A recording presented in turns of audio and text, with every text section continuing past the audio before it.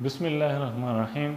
Welcome to Naeem Islamic school and girls academy. आज हम discuss करेंगे मैथमेटिक्स बुक के बारे में। हम फर्स्ट ऑफ ऑल उसकी स्कीम और पेयरिंग स्कीम कम्बिनेशन के मुताबिक डिस्कस करेंगे और ज़रा देखते हैं कि किस तरह से जो है ना पेयरिंग स्कीम मैंने वाइट बोर्ड पे डिस्प्ले की हुई है। आप ज़रा देख सकते हैं।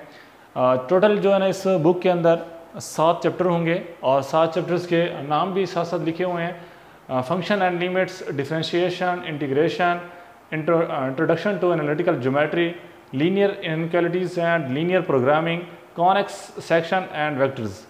हमारे पास सबसे मोस्ट इम्पोर्टेंट जो है ना आपके पास चैप्टर्स इस बुक के अंदर जिसकी परसेंटेज बहुत ज़्यादा है मार्क्स के लिहाज से, डिस्ट्रीब्यूशन के लिहाज से। डिफरेंशिएशन दूसरा, या डेरिवेटिव्स जिस चैप्टर्स के नाम से जाना जाता है उसके अंदर 28% है और इंटीग्रेशन जो थर्ड चैप्टर है उसमें से 34।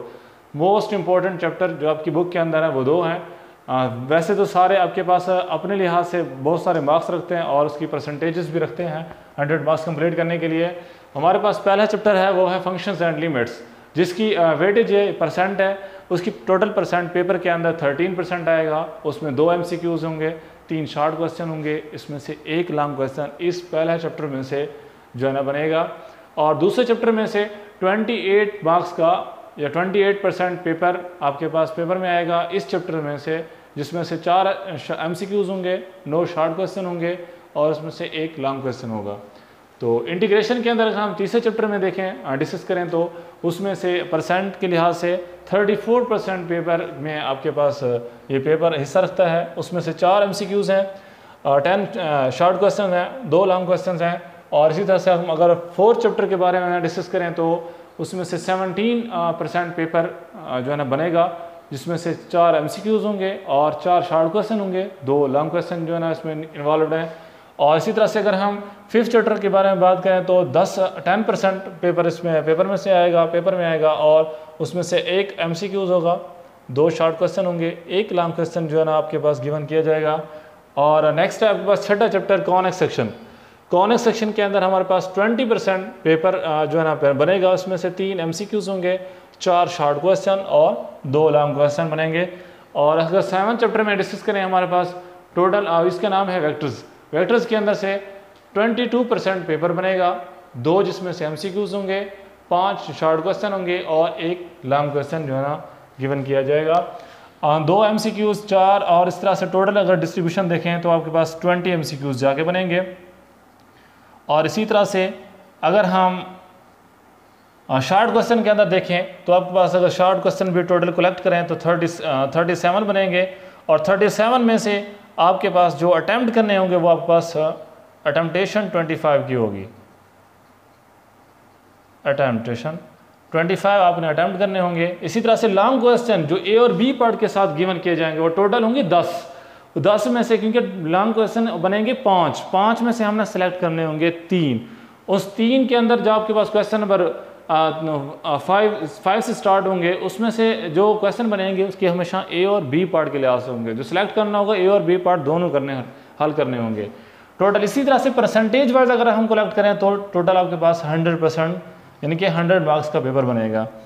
शॉर्ट क्वेश्चन की कुछ इस तरह से तरतीब है कि पहले 2 चैप्टर्स को अगर हम इकट्ठे, इसमें से पहला शॉर्ट क्वेश्चन बनेगा यानी कि शॉर्ट क्वेश्चन का पोर्शन बनेगा जिसको सेक्शन नंबर 2 कहते हैं।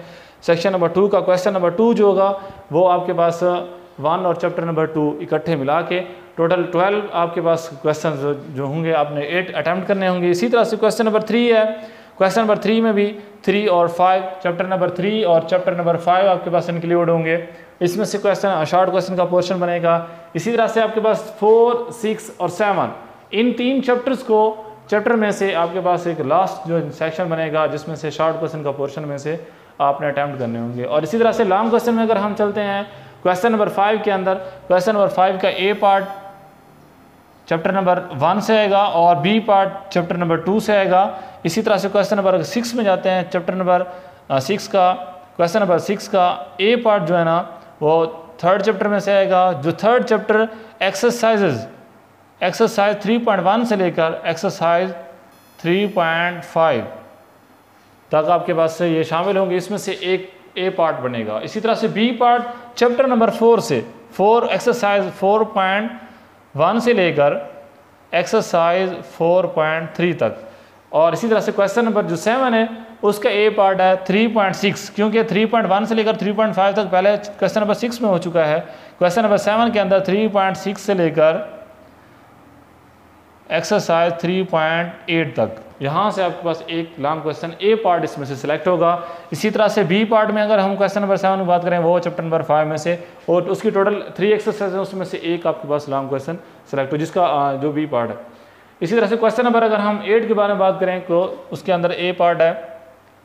ए पार्ट क्वेश्चन नंबर जो है ना चैप्टर नंबर 6 में से आएगा 6.1, एक्सरसाइज 6.1 से लेकर एक्सरसाइज 6.3 में से एक क्वेश्चन आपके पास आएगा। इसी तरह से बी पार्ट में हम डिस्कस करें तो चैप्टर नंबर 4 से आएगा जो 4.4 से लेकर 4.5 तक, क्योंकि हम पहले डिस्कस करके आए हैं क्वेश्चन नंबर 6 के अंदर 4.1 से लेकर 4.3 में से एक लॉन्ग क्वेश्चन आएगा। एक बी पार्ट जो क्वेश्चन नंबर 6 का था, क्वेश्चन नंबर 8 में से चैप्टर नंबर 4.4 से लेकर 4.5, इन दो एक्सरसाइज में से एक पार्ट आपके पास आएगा क्वेश्चन नंबर 8 में। क्वेश्चन नंबर 9 वो आपके पास ए पार्ट चैप्टर नंबर 6 में से 6.4 से लेकर 6.9, एक्सरसाइज 6.4 से लेकर 6.9, और इसी तरह से चैप्टर नंबर 7 में से बी पार्ट क्वेश्चन नंबर 9 का आएगा। ये आपके पास टोटल स्कीम है सेकेंड ईयर मैथमेटिक्स की, जो जिस तरह से इसकी डिस्ट्रीब्यूशन की गई है आपको सामने डिस्प्ले हमने बताया है, दिखाया है, समझाया भी है किस तरह से आपके पास पेपर ये जो है ना बन के आएगा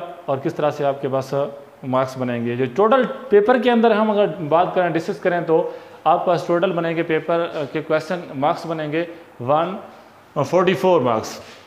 144 मार्क्स में से टोटल मार्क्स 144 बनेंगे। आपको जो सिलेक्ट करने अटैम्प्ट करने होंगे वो आपने 100 मार्क्स का पेपर अटैम्प्ट करना होगा, यानी कि अगर देखा जाए तो आपके पास 44 मार्क्स